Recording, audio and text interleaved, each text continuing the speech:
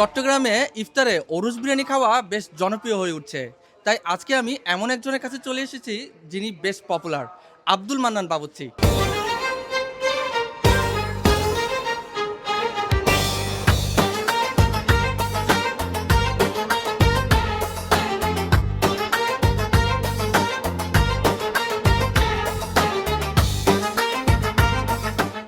চট্টগ্রামে ইফতারে মানুষ এখন আর শুধু ছোলা পেঁয়াজু খুঁজে না, বরং ইফতার শুরু হয় ঐতিহ্যবাহী বিশেষ আয়োজন দিয়ে।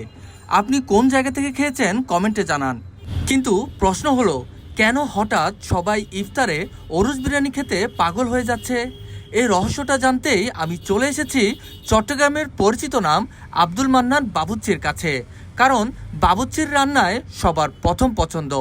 উনি বলেন, আমি 2019 সাল থেকে আমার যাত্রা শুরু।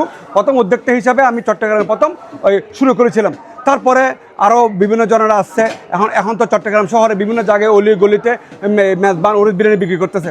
তা আমরা একজন বাবুর্চি হিসাবে আমরা বলবো যে আমাদের যে একটা গুণ আছে, যে একটা কোয়ালিটি আছে, সে কোয়ালিটিটা আমরা সবসময় ধরে রাখতে চেষ্টা করি। এখানে শুধু বিরিয়ানি না, নানা রকম আইটেম পেয়ে যাবেন পবিত্র রমজান উপলক্ষে এই বিশেষ আয়োজনে।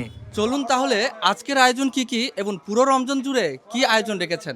চট্টগ্রাম ঐতিহ্যবাহী মেজবান, চনার ডাল, ওরস আকনি বিরিয়ানি, বিফ সাদা তেহেরি, গরুর কোরমা, তারপরে আপনার বিফ জুরা হালিম, বিফ হালিম, মাটন তেহেরি।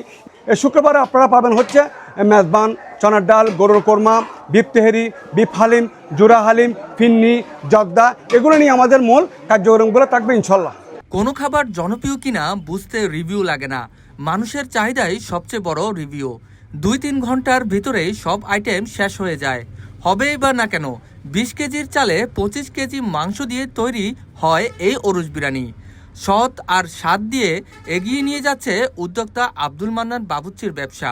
চট্টগ্রামের কদমতলী মোড়ের একটু আগেই ছোট মসজিদের পাশের গলি দিয়ে সোজা চলে গেলেই আব্দুল মান্নান বাবুর্চির লোকেশন।